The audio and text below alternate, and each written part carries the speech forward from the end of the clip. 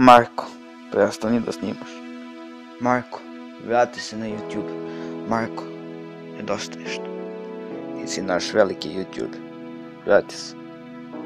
Marko, vrati se. Burazeru, vrati se, najjači si. Nemoj da se vraćaš nikad. Odustaćeš, mi ćemo te pobediti. Alo bre! Gde ste ljudi, kako ste? Šta radite? Ja se vraćam 1.1.2019.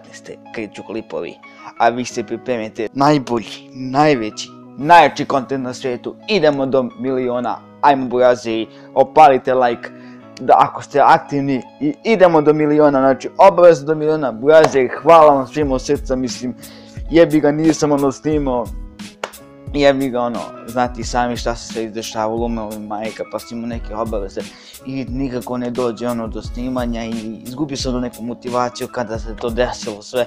Tako da ljudi, opalite like ako ste tu, ako me podržavate i na 100 lajka krećemo da snimamo, mislim, valjda ćemo da skupimo 100 lajka, jer mi pala aktivno, znači na 100 lajka, kada dođemo do 100 lajka izbacit ću prvi klip. Ali to će biti samo onako jedan klip bez veze, ali 1.1.2019. krećemo sa redovnim snimanjem. Tako da ljudi, mi se vidimo u sljedećem klipu, a do sljedećeg klipa srdačan pozdrav. Ćao!